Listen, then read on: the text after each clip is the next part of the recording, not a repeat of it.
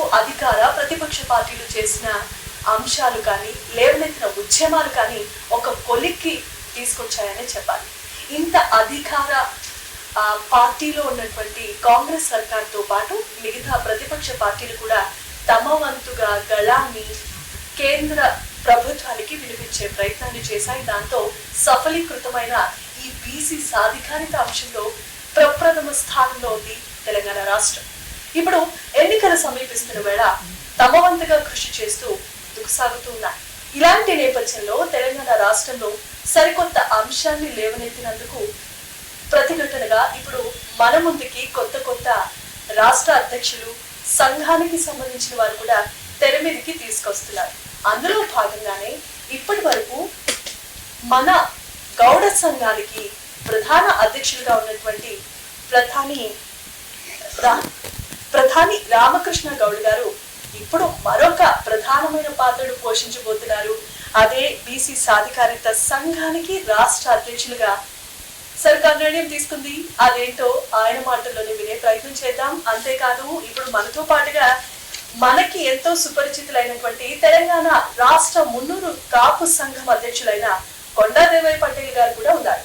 వీరిద్దరూ స్నేహితులుగా గత కొంతకాలంగా సుపరిచితులే. అయితే ఇప్పుడు బీసీ సాధికారిత సంఘంలో భాగంగా తమ వంతు కృషి చేసి ఇంతటి స్థాయికి చేరుకున్నారు. వారిద్దరు ఇప్పుడు మనతో పాటు ఉండటం మనం ఎంతో సంతోషంగా భావించవచ్చు. వీరు ఇలాంటి ఒక చారిత్రాత్మకమైన ఘట్టానికి తెరలేపిన ఉద్యమంలో తమ పాత్ర ఎంతవరకు కృషి చేశారు, ఏ అంశాలు తమ విజయానికి తోడ్పాటును అందించాయి అనే విషయాల మీద ఇప్పుడు తెలుసుకునే ప్రయత్నం చేద్దాం. వీరిద్దరికి స్వాగతం చెప్తూ కార్యక్రమాన్ని మనం ప్రారంభించుకుందాం. నమస్కారం అండి. నమస్కారం. ఇద్దరి స్నేహితులు ఎంతో చక్కగా ఇలా ఒకే స్టేజ్ మీద వేదికపై మనల్ని పొలిటికల్ గా అలాగే బీసీ సాధికారిత అంశానికి సంబంధించి ఎన్నో ముచ్చట్లు చెప్పడానికి ముందుకు వచ్చేసారు. సో మీ ఇద్దరికి hearty welcome. So yes sir, ఇప్పటి వరకు మన కొండదేవయ్య పటేల్ గారు అంటే బాగా సుపరిచితులే. ఎన్నో తెలంగాణ మున్నూరు కాపుకి సంబంధించి ఎస్పెషల్గా బీసీ కులానికి సంఘానికి ఎన్నో అంశాల మీద తన వంతుగా గొంతులు మాకు వినిపించారు. అయితే ఇప్పుడు మీ వంతు వచ్చేసింది. మిమ్మల్ని ఇప్పటి వరకు ఫిలిం ఛాంబర్ లో ఒక మెంబర్ గా చూస్తున్నాం, గౌడ సంఘానికి చైర్మన్ గా చూస్తున్నాం. అలాగే ఇప్పుడు మరి సరికొత్తగా చెప్పాలంటే బీసీ సాధికారిత సంఘానికి అధ్యక్షులుగా కూడా ఎన్నికయ్యారు. ముందుగా కంగ్రాచులేషన్స్. మీరు ఇంకా ఇలాంటి అచీవ్మెంట్స్ ముందుకు వెళ్ళాలని కోరుకుంటూ ఉన్నాం. అయితే దీనికి సంబంధించిన కొన్ని అంశాలు మీ మాటల్లో. అందరికీ నమస్కారం. ముందుగా మా దేవన్న గారికి, అలాగే మా యాంకర్ అమ్మ వారికి థ్యాంక్ యూ. నేను అంటే బీసీ అంటే మొదటి నుంచి చాలా ఇష్టపడి కష్టపడి ఎన్నో ఉద్యమాలు చేయడం జరిగింది. స్టార్టింగ్ నుంచి ఎవరికైనా చిన్న సహాయం కావాలని కూడా, పెద్ద సహాయం కావాలని కూడా చాలా తోడ్పాటు చేయింది. నేను సర్పంచ్గా ఉన్న మా ఊర్లో బీసీ కాలనీ, ఎస్సీ కాలనీ కట్టించడం జరిగింది. దాని మీద నాకు డాక్టరేట్ కూడా వచ్చింది. అంటే నా సొంత ల్యాండ్ ఇచ్చి మా ఊర్లో 3 ఎకరాల ల్యాండ్ ఇచ్చి ఇప్పుడు నా పేరు రాసి ఉంటుంది అక్కడ. వాళ్ళకు అంత బీసీలకు అలాగే ఎస్సీలకు లేని వారికి ఇవ్వడం జరిగింది. ఇది ఎప్పుడు దాదాపు 20 years అవుతుంది నేను ఇచ్చి కూడా. అది ఈరోజు దాదాపు 15 కోట్లు ఉంటుంది ఎకరా. అప్పుడు నేను ఇచ్చినప్పుడు ఫ్రీగా ఇచ్చినాం. ఎస్, అలాంటి కార్యక్రమాలు చేస్తూ వచ్చినాం. అందుకు మాకు తోడైన మా దేవన్న. నేను భారతీయ గౌడ సంఘం ప్రెసిడెంట్గా చాలా రోజులు కలిసి పనిచేసినాం. తర్వాత ఏంటంటే ఒకే క్యాస్ట్ కాకుండా అన్ని కులాలు కలిసి ఒక బీసీలుగా ఉంటే బాగుంటుంది అన్న దాని మీద బీసీ సాధికారిత సంఘం అని దేవన్న అండ్ భాస్కర్ రావు గారు ఏర్పాటు చేయడం జరిగింది ఒక 6 years బ్యాక్. దాన్ని మేము కంటిన్యూ చేద్దామని నన్ను ప్రెసిడెంట్గా ఎన్నుకోవడం జరిగింది. దానికి గౌరవ అధ్యక్షులుగా దేవన్న అలాగే భాస్కర్ రావు గారు. ఈ అంటే బీసీలకు అందరూ చేద్దామంటారు. అన్ని ప్రభుత్వాలు, ఏ ప్రభుత్వం వచ్చినా బీసీలకు చేయాలి అంటారు, కానీ ఏది కూడా చేయలేకపోతున్నది. ఇప్పుడు 42% 100% జరుగుతుంది చేస్తాం మరి కాంగ్రెస్ ప్రభుత్వం కూడా చేసేది. కానీ చివరికి వచ్చేసరికి అది ఏంటంటే కోర్టులలో ఆగి దాన్ని ఎక్కడికి కాకుండా పోయింది. దాని అంటే అది తెలిసి చేస్తున్నారా అది తెలియక చేస్తున్నారా ప్రభుత్వాలు అనేది కూడా ఒక క్వశ్చన్ మార్క్ అన్నట్టు. కాబట్టి దీన్ని 100% సాధించే వరకు ఉద్యమించేదే, దేనికైనా వెనకాడేది లేదు. నేను గత 35 సంవత్సరాలు అంటే ఫిలిం ఇండస్ట్రీలో ఉన్న ఎన్నో కార్యక్రమాలు చేసి ఉన్నాను, ఎంతోమందికి హెల్ప్ చేసినాను నా ద్వారా. నేను ఒకే ఆఫీసు దాదాపుగా సినిమా వాళ్ళు చాలా తక్కువ మంది ఉంటారు, కొందరికే ఉంటాయి ఏళ్ళ బట్టి. ఈ ఆఫీస్ నాకు 14 years నుండి ఆఫీస్ ఉంది ఇక్కడ. లాస్ట్ 35 years నుంచి ఇండస్ట్రీలో నాకు సినిమా ఆఫీస్ ఉంది. హీరో రవితేజ ఫస్ట్ సినిమా నేను ఇంట్రడ్యూస్ చేసిన. నేను అంటే 4 కలిసి చేసిన నా ఆఫీస్లో. అప్పుడు మధురా నగర్లో ఉంది. శ్రీను వాట్లే డైరెక్టర్ నా తల్లి. ఆ తర్వాత ఉదయ్ కిరణ్ ఫస్ట్ సినిమా నాది. ఉదయ్ కిరణ్ నేనే ఇంట్రడ్యూస్ చేసిన. ఇలాగ చాలా మంది, శివారెడ్డి ఉన్నాడు కమెడియన్, అతన్ని నేను ఇంట్రడ్యూస్ చేసిన. అది కూడా అతన్ని మొన్న బిగ్ బాస్ లో విన్నర్ అయిన కౌశిల్, అతన్ని నేను ఇంట్రడ్యూస్ చేసిన ఇండస్ట్రీకి. అట్లా చాలా మంది ఉన్నారు. శేఖర్ మాస్టర్ కూడా మా సినిమా జోడీ నెంబర్ 1 లో ఫస్ట్ డాన్సర్ పనిచేస్తాను. డాన్సర్ గా మాస్టర్ కాదు, డాన్సర్. ఇప్పుడు తమన్ ఉన్నాడు నా జోడీ నెంబర్ 1 కీబోర్డ్ ప్లేయర్, ఇప్పుడు పెద్ద మ్యూజిక్ డైరెక్టర్ ఆయన. అదే సినిమాలో డిఎస్పి ఒక సాంగ్ పాడించారు దేవిశ్రీ ప్రసాద్ తోటి 10,000 నుంచి పాట పాడించాడు. అట్లాంటి వాళ్ళంతా ఇవాళ ఇండస్ట్రీలో చాలా టాప్లో ఉన్నారు. అంటే మన గొప్పతనం కాదు, వాళ్ళు కూడా కష్టపడి వాళ్ళు పని చేసుకున్నారు. కానీ మనం వాళ్ళకు ఇంట్రడక్షన్కు ఒక మనం దారి చూపించాం. అలాగే బీసీలలో కూడా 100% ఎంతవరకైనా వెళ్తాం. దానికి మా దేవన్న కూడా పూర్తి సమయాన్ని కేటాయిస్తాడు ఆయన. ఖచ్చితంగా బీసీలకు చాలా అన్యాయం జరుగుతూ ఉంది. ఇంకా 133 కులాలు ఉంటాయి బీసీలు, అందరూ చిన్న పెద్ద అన్ని కలుపుకుంటే. కొన్ని ఏళ్ళ మీద లెక్క పెట్టేటియే మెయిన్ అనేది అందరికి కనబడుతుంది. గౌడ్స్ కానీ, లేదంటే మున్నూరు కాపు కానీ, యాదవ్స్ కానీ, ముదిరాజ్ కానీ, ఇట్లా కొన్ని పద్మశాలి కానీ చేతుల ఏళ్ళ మీద లెక్క పెట్టి కొన్ని ఉన్నాయి. కానీ చాలా మందికి తెలియని ఇంకా బీసీ కులాలు ఉన్నాయి. వాళ్ళందరినీ కూడా మేము మా దానిలో కమిటీలో వేసుకున్నాం. మా దాంట్లో సెక్రటరీగా శ్రీనివాస్ గారిని వేసుకున్నాం. ఖచ్చితంగా బీసీల కోసం 100% పోరాడతాం. డెఫినెట్గా సక్సెస్ అయ్యే వరకు వెనుకకు తగ్గేది లేదు. రామకృష్ణ గౌడ్ గారు, ఇప్పటి వరకు మీరు సినిమా ఇండస్ట్రీలో మీకు ఉన్నటువంటి అపారమైన అనుభవంలో ఎన్నో రకాలైనటువంటి ఛాలెంజెస్ ని మీరు ఎదుర్కొని ఉంటారు. కొన్ని చిన్న సినిమాలు, చిన్న బడ్జెట్ తో కూడుకున్న సినిమాలు కనుమరుగు చేద్దామని పెద్ద హస్తాలు ట్రై చేస్తూ ఉండేవి. అలాంటి వాటిని కూడా రిలీజ్ చేయించి సక్సెస్ అయ్యారని చెప్పి మేము స్టోరీస్ వింటూ ఉన్నాం. దానికి సంబంధించిన సక్సెస్ఫుల్ స్టోరీస్ ఏంటో మాతో షేర్ చేస్తాం. మంచి ప్రశ్న అమ్మా. అయితే చాలా సినిమాలు ఎందుకు రిలీజ్ కాకపోతుంటాయి అంటే, ఇక్కడ కొందరి చేతుల్లో సినిమా థియేటర్లు ఉన్నాయి. ఒక 4-5 చేతుల్లోనే అన్ని సినిమా థియేటర్లు ఉన్నాయి. వాళ్ళు ఏం చేస్తారంటే, థియేటర్లు ఇస్తామని వీళ్ళు రిలీజ్ చేద్దామో రెడీ ఉంటారు. రిలీజ్ అయ్యేసరికి థియేటర్లు ఇవ్వరు, ఎందుకంటే వాళ్ళ సినిమాల్ని కంటిన్యూ చేస్తుంటారు. అట్లా చాలా సినిమాలు ఆగిపోయి రిలీజ్ కాక ఎంతోమంది. ఒక సినిమా అయితే వర్మ అని ఒక ప్రొడ్యూసర్ అందరు థియేటర్లు ఇస్తా అని చెప్పి రిలీజ్ పెట్టారు. ఒక్క సినిమా హైదరాబాద్లో ఒక్క థియేటర్లు ఇవ్వాలి. వాళ్ళు ఛాంబర్ ముందు టెంట్ వేసి ధర్నా చేస్తాము. నేను TV9లో స్క్రోలింగ్ చూసిన అని వాళ్ళు పిలవలే చెప్పలే. స్క్రోలింగ్ జారే పాపం వాళ్ళకి ఎందుకు ఇట్లా థియేటర్లు ఇవ్వలేదని నేను అక్కడికి వెళ్ళడితే సార్ ఇట్లా మాకు వెళ్ళదంటే అక్కడ కూర్చుండి, నేను ఇప్పుడు లైవ్లో చెప్తాను కదా, అక్కడ కూర్చుండి దిల్ రాజు ఫోన్ చేసిన, సునీల్కి ఫోన్ చేసిన, అందరికి ఫోన్ చేసి థియేటర్లు ఇప్పించాను. మ్యాటిన్ నుంచి అంటే మార్నింగ్ షో పోయింది, మ్యాటిన్ నుంచి ఇప్పిస్తే వాళ్ళకి ఫస్ట్ వీక్ షేర్ 7.5 లక్షలు వచ్చింది. అలా కంటిన్యూ అయింది. అంటే మంచి సినిమాలకు కూడా ఇక్కడ థియేటర్ లేకుండా ఇబ్బందులు పెట్టిన అలా జరుగుతుంది. ఎందుకంటే ఇక్కడ 250 మంది డిస్ట్రిబ్యూటర్లు ఉండేది హైదరాబాద్లో. ఈరోజు ఒక్కర్లేదు, 5 ఉంటారు అంతే, జస్ట్ 5 మెంబర్స్. నేను కూడా 250 సినిమాలు రిలీజ్ చేసిన డిస్ట్రిబ్యూటర్గా. అలాగా ఇండస్ట్రీని అంతా ఒక 4-5 మొత్తం తొక్కేసిరు. చిన్న వాళ్ళందరినీ రాకుండా చేశారు, థియేటర్లు ఇవ్వకుండా, రకరకాల ఇబ్బందులు. దాన్ని అధిగమించడానికి ఇప్పుడు మంచి డిజిటల్ వచ్చింది. ఇప్పుడు బాగుంది, ఇప్పుడు బాగా చేసుకోవచ్చు. ఇప్పుడు చాలా మంది ఏం చేస్తారంటే సినిమాలు తీసి ఓటీటీకి డైరెక్ట్ కూడా ఇచ్చేటోళ్ళు కూడా ఉన్నారు, ముందే కన్ఫర్మ్ చేసుకుని. ఇప్పుడు బాగా జరుగుతామైతే కొందరు ఇప్పుడు టర్న్ అవుతా ఉన్నారు, కొందరు వాళ్ళే ఓన్గా యూట్యూబ్లో పెట్టుకునే పరిస్థితులు కూడా వస్తున్నాయి. ఇప్పుడు అప్పటికి ఇప్పటికి చాలా తేడా. నేను 2001లో స్టార్ట్ అయింది మీ కెరీర్ స్టార్ట్ అంటే సినిమాలుగా.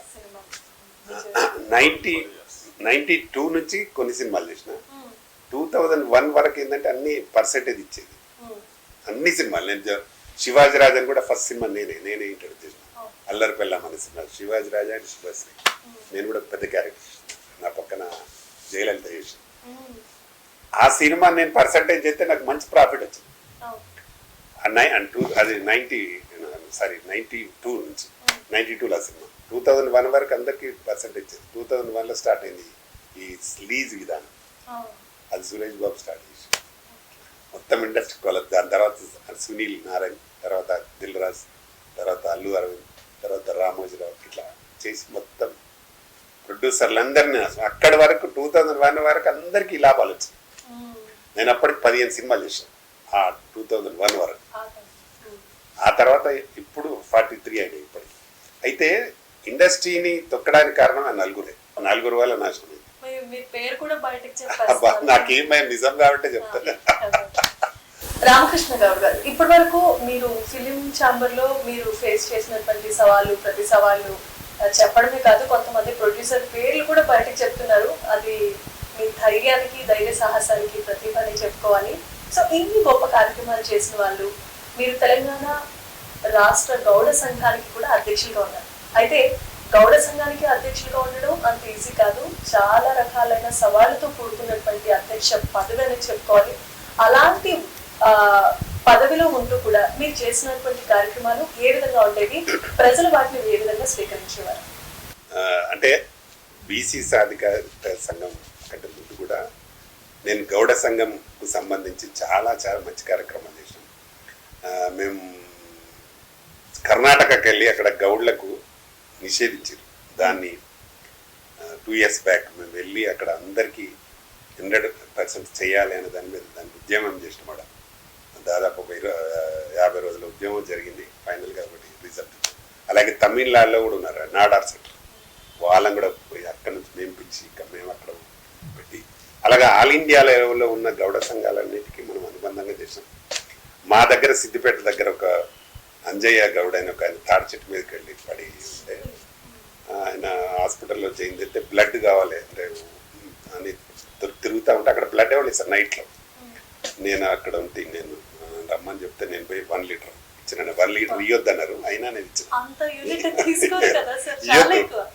కానీ నేను ఆయనకు కావాలంటున్నారు, ఇచ్చిన. నేను ఇచ్చిన తర్వాత నన్ను బెడ్ మీద పడుకోవాలి, ఎక్కడ వద్దంటే నేను 2 గంటలు పడుకున్న బెడ్ ఎక్కడ పోకుండా.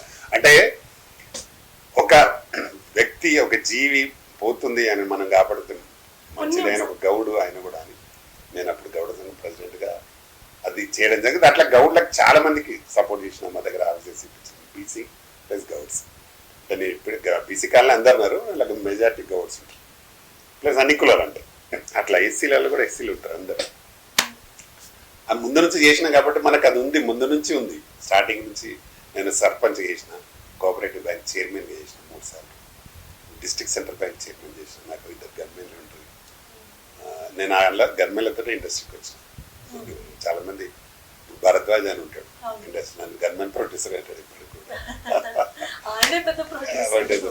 ఆయన అప్పుడు ఆయన డైరెక్టర్ అసోసియేషన్ ప్రెసిడెంట్ ఉంటే, నేను కూడా డైరెక్టర్ అసోసియేషన్ మెంబర్. తర్వాత నేను తెలుగు ఫిలిం ఛాంబర్లో ప్రొడ్యూసర్స్ ప్రెసిడెంట్ కూడా ఉన్నాను, వైస్ ప్రెసిడెంట్ చేసిన, సెక్రటరీ అన్నీ చేసిన తెలుగు ఫిలిం ఛాంబర్. ఇండస్ట్రీలో ఉన్నా కాబట్టి అన్ని జరిగింది. ప్లస్ బీసీలకు కూడా గౌడ్స్తో పాటు బీసీలకు కూడా ఎవరికి అన్యాయం జరిగినా నేను ఊరుకునేలా చిన్నప్పటి ఊహ తెలిసినప్పటి నుండి కూడా. అది మొదటి నుంచి నేను కోఆపరేటివ్ బ్యాంక్ చైర్మన్గా గెలిచింది కూడా ఒక రెడ్డి మీద గెలిచిన. అంటే ఒక మనకు బీసీలే అంటే అది ఉండింది మొదటి నుంచి, కాబట్టి అదే చేసుకుంటూ వచ్చినాం. ఇప్పుడు కూడా మా బ్రదర్ తోడైండు, ఈజీగా డెఫినెట్గా చేద్దాం. రేపు ఏది చేయాలన్నా ఉన్నాడు. ఈరోజు కూడా మేము ఇది ఎన్నో ముఖ్యమైన కార్యక్రమం నాకు పెళ్లిళ్ళు ఏమి, కానీ ఇది ఇంపార్టెంట్ అని దాని మీద ఉండడం. అంటే మీరు ఇప్పటి వరకు ఆల్ ఇండియా గౌడ సంఘానికి అధ్యక్షులుగా ఉండి ఇంత మంచి పనులు చేశారు కాబట్టి బహుశా దేవుడు వరం, అలాగే మీరు చెప్పినట్లుగా కొండా దేవయ్య పటేల్ గారి యొక్క సహకారం వల్ల ఈ అధ్యక్ష పదవికి మీరు అర్హులయ్యారు. మాకు కూడా ఆనందంగానే ఉంది. అయితే ఇప్పుడు ఆర్ కృష్ణయ్య గారి యొక్క సమూహంలో భాగంగా బీసీ సాధికారిత 42% రిజర్వేషన్ బీసీ సాధికారిత సంఘం యొక్క ఉద్యమాన్ని చేపట్టబోతున్నారు. అందులో ప్రధానంగా ప్రతి ఒక్కరూ పాల్గొనాలి, స్వహాగా తామంతట తాము రావాలని చెప్పి ఆర్ కృష్ణయ్య గారు కూడా పిలుపునిచ్చారు. ఈ ఉద్యమంలో రథయాత్రలో భాగంగా మీరు కూడా పాల్గొంటారా? పాల్గొన్న తర్వాత మీరు చేపట్టవలసిన బాధ్యతలు ఏంటి? తర్వాత మీరు ఏ విధంగా ముందుకెళ్ళబోతున్నారు? ఆర్ కృష్ణ అన్న గారు చేపట్టే కార్యక్రమానికి 100% మేము బీసీ సాధికారిత సంఘం తరఫున 5 ప్రెసిడెంట్గా నేను, అలాగే మా గౌరవ అధ్యక్షులు దేవన్న గారు, భాస్కర్, మా మొత్తం కమిటీ సభ్యులందరూ కూడా పూర్తి సహకారంతో అన్న చేసేదానికి తప్పకుండా చేస్తాం. ఎందుకంటే మేమే మొదటి నుంచి చేస్తూనే ఉన్నాము. నేను దాదాపు 5-6 మీటింగ్లను పర్సనల్గా పెట్టి అందరినీ మోటివేట్ చేయడం జరిగింది. దీనికి ఏంటంటే ఆర్ కృష్ణ మొదటి నుండి కూడా దీన్ని బీసీల కోసం పోరాడుతూ ఉన్నాడు. కానీ డెఫినెట్గా దీన్ని సాధించే వరకు ఈ రథయాత్ర కొనసాగించాలని పట్టుదలతో ఉన్నారు. కాబట్టి దాంట్లో మేము భాగమే 100% పూర్తి సహకారాన్ని అందిస్తూ ఈ 42% దానికి ప్రభుత్వం నిబంధన ఎట్లా ఉందో అలాగే కోర్టులు కూడా దాన్ని తీసుకొస్తే ఇంకా బాగుంటుందని, అయ్యే వరకు కూడా సాధించే వరకు మనం అందరం ప్రయత్నం చేయాలనేది ఆర్ కృష్ణ ఉద్దేశం. అదే ఉద్దేశం మేము కూడా పూర్తి సపోర్ట్ చేస్తూ మేమందరం రేపు జరిగే రథయాత్రకు మా అందరి సహకారం ఉంటుంది. బ్రహ్మాండంగా మేము కూడా వారితో ముందుకెళ్ళి తప్పకుండా దీన్ని విజయవంతం చేస్తాం. అయ్యే వరకు, సాధించే వరకు వెనుక తగ్గేది లేదు. అది మా కట్టుబాటు. కాబట్టి ఖచ్చితంగా ఉంటాం. దేవన్న నేను కలిసి పనిచేస్తాను. రామకృష్ణ గారు మీ మాటల్లో చెప్తూ ఉంటే ఖచ్చితంగా కళ్ళల్లో కనిపిస్తున్నటువంటి ప్రతిబింబమే మాకు తెలియజేస్తుంది. ఖచ్చితంగా మీరు అన్న మాట నిలబెట్టుకుంటారని. ఎందుకంటే ఇప్పటి వరకు ఎన్నో కార్యక్రమాలు చేశారు. ఒక ఫిలిం ఛాంబర్ లో ఉన్న నటులకే కాదు, గౌడ సంఘానికి అధ్యక్షులుగా ఉన్నప్పుడు కూడా ఈ కులానికి సంబంధించి ఎన్నో రకాలైనటువంటి మంచి మంచి కార్యక్రమాలు చేపట్టి ప్రజలకు ఎంతగానో సహకారాన్ని మీరు అందించి ప్రోత్సహిస్తూ వచ్చారు. కాబట్టి ఖచ్చితంగా మీరు చేసేటటువంటి ఉద్యమంలో భాగంగా ప్రజలు కూడా తమ వంతుగా సహకారాన్ని మీకు అందిస్తారు. ఇలాంటి పదవులు మరి ఇంకెన్నో మీరు అధిరోహించి భవిష్యత్తులో ఇంకా ముందుకు సాగి ప్రజలకు మేలు చేకూరే విధంగా సాగాలి. అలాగే భగవంతుని ఆశీస్సులు మీకు ఉండాలని మేము మనస్ఫూర్తిగా కోరుకుంటున్నాం సార్. సో ఇప్పుడు కొండదేవయ్య పటేల్ గారి దగ్గరకు వచ్చేద్దాం. ఆయన మనందరికీ సుపరిచితులే. ఇప్పటి వరకు తెలంగాణ మున్నూరు కాపు సంఘ అధ్యక్షులుగా ఉండి ఎన్నో రకాలైనటువంటి అంశాల మీద తన వంతుగా తన గొంతుకును, ప్రశ్నించే గొంతుకును ప్రజలకు అవగాహన తీసుకొస్తూ ఆయన చేపట్టేటటువంటి ఉద్యమాల్లో ఎన్నో రకాలైనటువంటి అంశాన్ని తెర మీదకి తీసుకొచ్చి మున్నూరు కాపు సంఘం వరకు మాత్రమే ఆయన ఇప్పటి వరకు కృషి చేశారు. కానీ ఇప్పుడు 42% బీసీ రిజర్వేషన్ యొక్క సాధికారిత రథయాత్రలో ఆర్ కృష్ణయ్య గారితో పాటు ఆయన కూడా పాల్గొనడం జరుగుతోంది. అసలు ఆయన ఉద్యమంలో ఆయన పాత్ర ఏ విధంగా ఉండబోతోంది అనే అంశాన్ని ఆయన మాటలను వినే ప్రయత్నం మనం చేద్దాం. ఈరోజు తెలంగాణ రాష్ట్రంలో 42% రిజర్వేషన్స్ కాంగ్రెస్ పార్టీ మరి ఏదైతే రాహుల్ గాంధీ గారు కామారెడ్డి జిల్లాలో మాటిచ్చిన ప్రకారంగా ముఖ్యమంత్రి రేవంత్ రెడ్డి గారు కులగణన చేపట్టారు. దానిలో 42% రిజర్వేషన్ వారు అసెంబ్లీలో మరియు బిల్ పాస్ చేసి 3 పార్టీల మద్దతు కూడగట్టుకొని మరి గవర్నర్కి పంపినారు. అటు కేంద్ర ప్రభుత్వం కూడా పంపినారు. దానిలో భాగంగా స్థానిక ఎన్నికల నోటిఫికేషన్ కూడా ఇవ్వడం జరిగింది. నోటిఫికేషన్ ఇచ్చిన తర్వాత కూడా రెడ్డి జాగృతి వాళ్ళు కేంద్రంలో మరి మన సుప్రీంకోర్టులో మరి హైకోర్టులో కూడా కేసులు వేశారు. ఆ కోర్టుది కూడా అందరికీ కూడా తెలుసు. ఈరోజు బీసీ కుల సంఘాలు వివిధ సంఘాల పేర్లతోనే ఉన్న అందరు కానీ ఆర్ కృష్ణ గారు, జాల శ్రీనివాస్ గౌడ్ గారు, నారోగన్ గారు, చిరంజీవి గారు, జస్టిస్ ఈశ్వరయ్య గారు, మన దాస్ సురేష్ గారు, రాజారాం గారు, వీళ్ళందరూ కూడా మేము అందరం ఒక యూనిట్గా వచ్చి ఒక బీసీ జేఏసీ ఏర్పాటు చేయడం జరిగింది. మరి దానిలో ఆర్ కృష్ణ గారు మొదటి నుండి వారు బీసీ సంక్షేమ జాతీయ అధ్యక్షులుగా పనిచేస్తూ వారు ఈరోజు ఎమ్మెల్యేగా పోటీ చేసినారు. ఎమ్మెల్యేగా ఉండి మరి తర్వాత కూడా రాజ్యసభలో కూడా 2 సార్లు వారు ఉన్నారు.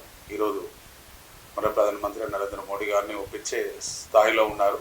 మరి వారిని మేమందరం కలిసి జేఏసీ చైర్మన్గా ఏర్పాటు చేయడం జరిగింది. మరి వారి ఆధ్వర్యంలో చైర్మన్గా అయిన తర్వాత బీసీ బంద్ను పూర్తి విజయవంతం కూడా తెలంగాణ రాష్ట్రంలో ఉన్న బీసీ కుల సంఘాలు, బీసీ నాయకులందరూ కూడా, మరి 3 పార్టీలు కూడా, భారతీయ జనతా పార్టీ కానీ, బీఆర్ఎస్ కానీ, కాంగ్రెస్ పార్టీ కానీ మద్దతు తెలిపినాయి. దాని తర్వాత ఇప్పుడు ఈ ఎవరి కోసం ఈ బీసీ బంద్ ఏర్పాటు చేస్తున్నారు, ఎవరు దీన్ని రాజ్యాంగ సవరణ చేసి ఈ స్థానిక ఎన్నికల్లో మరి ఎప్పుడు ఇది మనకి బిల్ పాస్ అవుతుంది, ఎప్పుడు స్థానిక ఎన్నికలు జరుగుతాయి, ఎప్పుడు బీసీలందరూ కూడా సర్పంచులు, వార్డు మెంబర్లు, ఎంపీటీసీలు, జడ్పీటీసీలు పోటీ చేస్తారు, మరి ఏంటి పరిస్థానికంగా ఈరోజు ఉంది. నిన్ననే లగడకప్పుల్లో అశోక హోటల్లో మరి ఏదైతే BC JAC chairman R Krishnaiah గారి ఆధ్వర్యంలో అన్ని కులాలను, అంటే రాష్ట్రంలో ఉన్న 136 కులాలను మేమందరిని పిలవడం జరిగింది. దానిలో ఒక నిర్ణయం చేస్తాము, ఏదైతే ఈ బీసీ కుల సంఘాల్లో అందరు కూడా సమైన న్యాయం చేయాలి, మనం కూడా వాళ్ళందరూ కూడా బాధ్యత ఇవ్వాలని ఆర్ కృష్ణయ్య గారు మేమంతా కూడా ప్రతి ఒక్క కుల సంఘం రాష్ట్ర అధ్యక్షులకు ఒక జేఏసీ కన్వీనర్గా అవకాశం ఇవ్వడం జరిగింది. ఫస్ట్ మొట్టమొదటిగా నేనే ముందుకు వచ్చి, అంటే మా కులం నుండి ఒక జేఏసీ కన్వీనర్గా నేను తీసుకోవడం జరిగింది. వారికి నిన్న చెప్పినాను, ఈరోజు ప్రతి ఒక్క కుల సంఘం కూడా ఒక జేఏసీ కన్వీనర్గా మీరు బాధ్యతలు తీసుకోండి. 119 బీసీ కోఆర్డినేటర్లు ఏర్పాటు చేద్దాము, కమిటీలు ఏర్పాటు చేద్దాము. మనం ఇది బీసీ రిజర్వేషన్ అనేది 42% రిజర్వేషన్ అనేది ఇది ఆరంభం మాత్రమే. ఇది దీంతో వాళ్ళ రిజర్వేషన్ వచ్చిన రాజ్యాంగ సవరణ అయినా కూడా పూర్తి కాదు. ఎందుకంటే ఇక్కడ బీసీలు 56% అని అన్నారు, ఇంకా 3.5% కూడా కలపలేదు. దానిలో మా మున్నరు కాపలేదు, దాదాపుగా కులగణంలో తగ్గిపోయింది. దాన్ని కూడా మేము ఈ ప్రతి ఒక్క నియోజకవర్గంలో కానీ ప్రతి దగ్గర కూడా మేము సొంతంగా మా తెలంగాణ మున్నరు కాపు సంఘం పటేల్ కమిటీ నుండి సుమారు 25-30 లక్షలు 40 లక్షలు ఎంతమంది ఉన్నారో ఈరోజు అందరం కూడా ఆ ప్రింటింగ్ చేసి మేము జనాభా లెక్కలు తీస్తున్నాము, మేము లెక్కలు చెప్తాము. సుమారు 50-60 లక్షల మంది ఈరోజు మున్నరు కాపులు అనేది ఉన్నారు. దాన్ని చెప్పడం జరుగుతుంది. దానిలో భాగంగానే ఈరోజు బీసీ సాధికారత సంఘం అనేది మేము ఎప్పుడు ఏర్పాటు చేస్తామంటే, పోయిన టీఆర్ఎస్ గవర్నమెంట్లో గంగ్లా కమలాకర్ గారు బీసీ మంత్రి అయినప్పుడు అక్కడ ఎవరు కూడా బీసీ సంఘాలు వచ్చి ముందుకు రాలేదు. ఎందుకంటే మేము బీసీలలో ఆ సంఘంలో ఎప్పుడు కానీ మా పాత్ర అనేది తక్కువనే ఉండేది. కానీ ఆర్ కృష్ణయ్య గారు ఎప్పుడైతే నేను చేసే మన మున్నరు కాపు ఉద్యమాలు, మరి ఈ కార్యక్రమాలు 20 సంవత్సరాలు చేస్తున్నారు దేవయ్య గారు, మీరు బీసీలలో మున్నరు కాపులు రాజ్యాధికారంలో రావాలన్నా, మీరు ఒకరికొకరు సపోర్ట్ చేసుకోవాలన్నా కూడా తప్పకుండా మీరు బీసీ సంఘంలో మీరు పనిచేయాలని ప్రతిసారి కూడా నన్ను పిలవడం జరిగింది. దానిలో భాగంగానే నేను అక్కడ రావడం జరిగింది.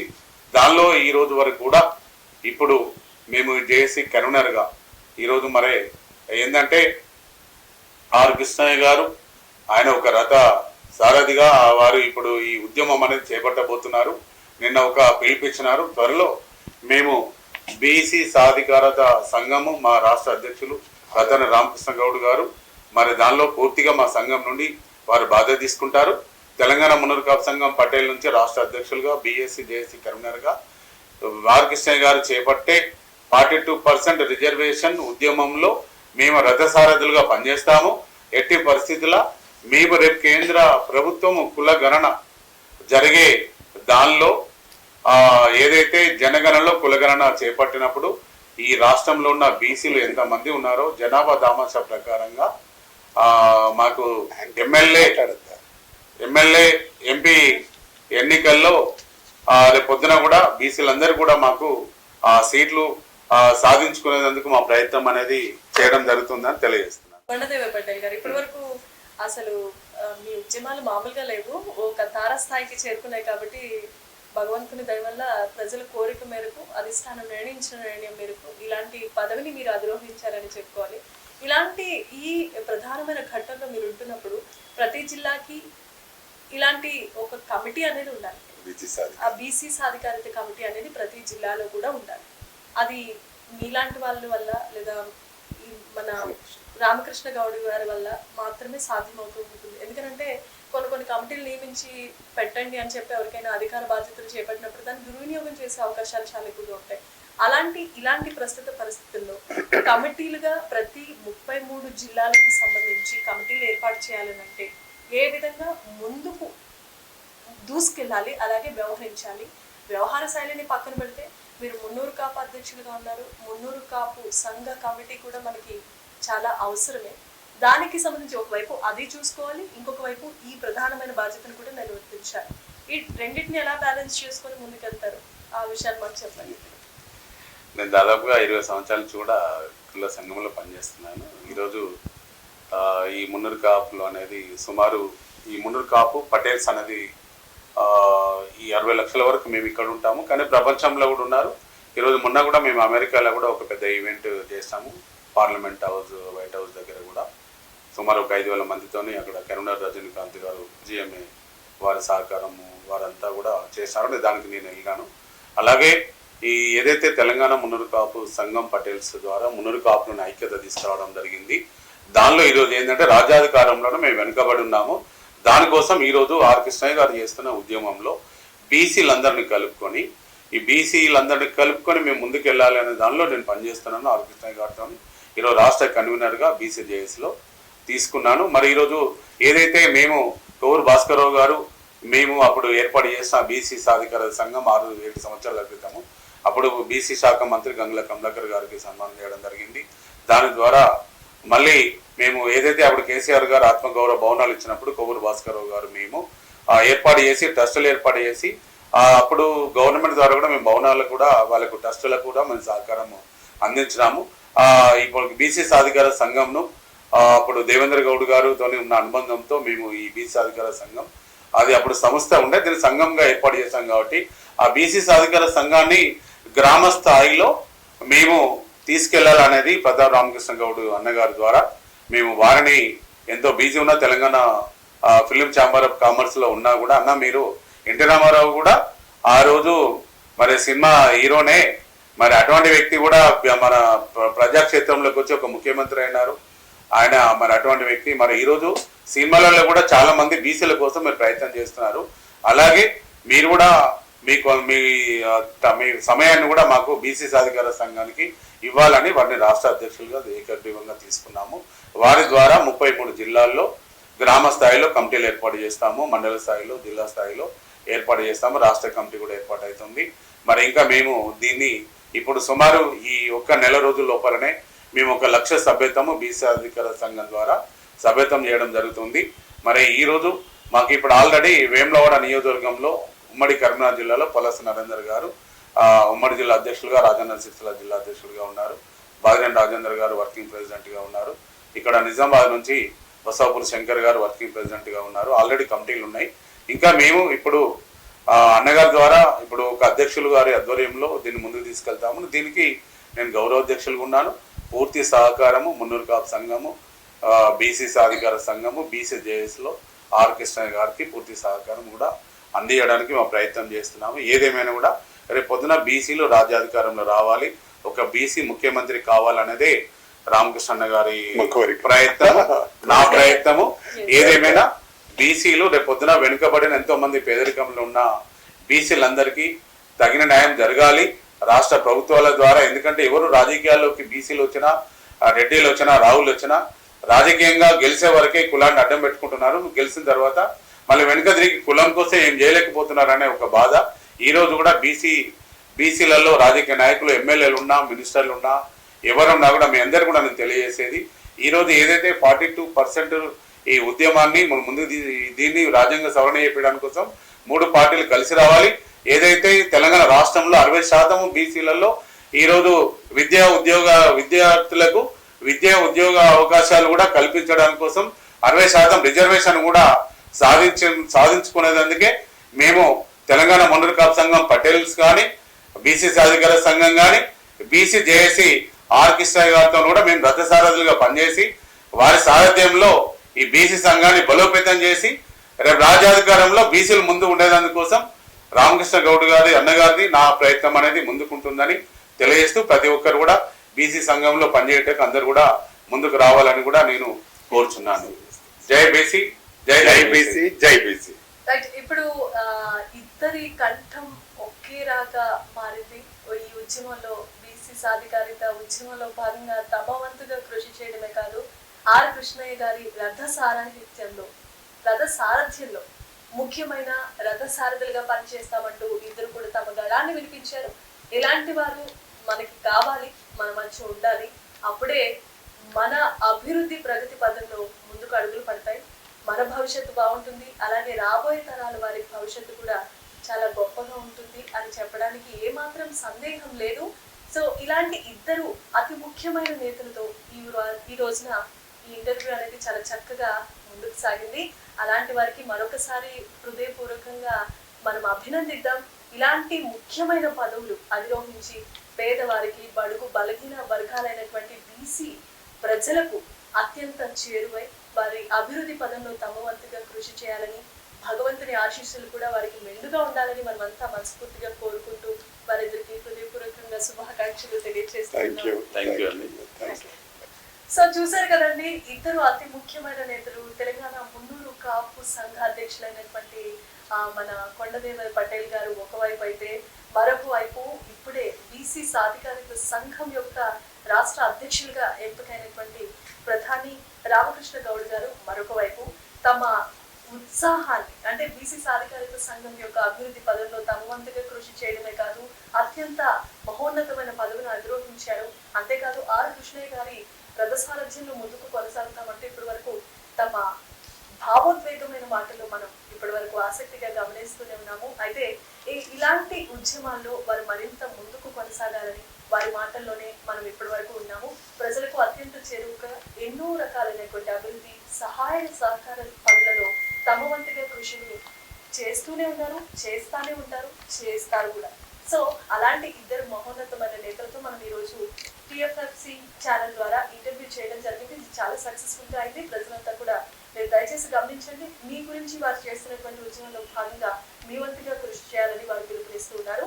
చూద్దాం ఆర్ కృష్ణయ్య గారి ఆతిథ్యంలో మనకి రాబోతున్నటువంటి రథయాత్రలో ఎంతవరకు సక్సెస్ఫుల్ గా సాగుతుందనేది మరికొన్ని రోజుల్లోనే తెలియబోతోంది. మీరంతా కూడా ముఖ్యమైన పాత్రలు వహించి వారిని మరింతగా ఆదరించాలని టిఎఫ్సిసి ఛానల్ నుండి మీ అందరికీ మనం చేస్తున్నాం.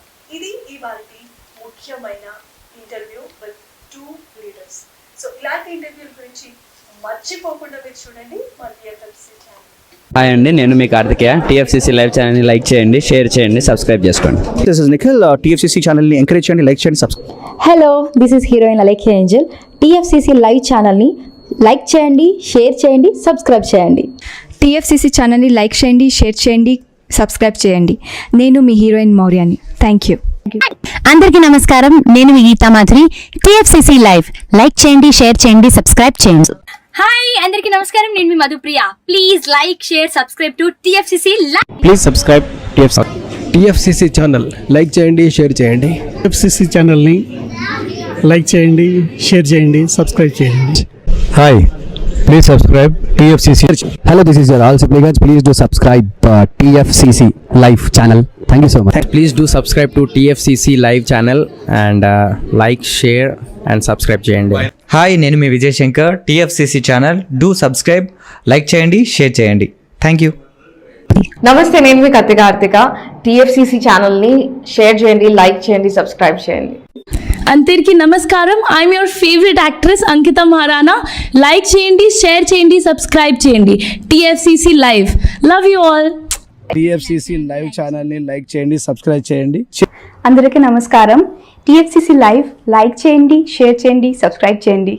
మీ heroine Srijita Ghosh. Thanks to all of you. Hi, నేను మీ లావణ్య. మన టిఎఫ్సిసి లైవ్ ఛానల్ కి సబ్స్క్రైబ్ చేసుకోండి. అలాగే ఇందులో అప్లోడ్ చేసే ప్రతి వీడియోను లైక్, షేరింగ్ గా కామెంట్ చేస్తూ ఉండండి. అలాగే ఇక్కడ కనిపించే ఈ బెల్ ఐకాన్ ని మీరు ఇలా క్లిక్ చేసినట్లయితే ఇందులో అప్లోడ్ చేసిన ప్రతి వీడియో నోటిఫికేషన్స్ మీకు వచ్చేస్తాయి. Hi, this is Poojitha. Please subscribe to TFCC YouTube channel. Hi అండి, నేను మీ అనుశ్రీ. మన టిఎఫ్సిసి లైవ్ ఛానల్ని లైక్ చేయండి, షేర్ చేయండి, అలాగే సబ్స్క్రైబ్ చేయండి. ఇది TFCC live. Like, share, subscribe చేయండి. Zia Noorin Sharif. Bye. Please subscribe to TFCC. Hi, నేను మీ Saptagiri. Please subscribe TFCC. Hi everybody, యూట్యూబ్లో సబ్స్క్రైబ్ చేయండి, వ్యూ చేయండి, ఫాలో చేయండి for all news about Telugu film.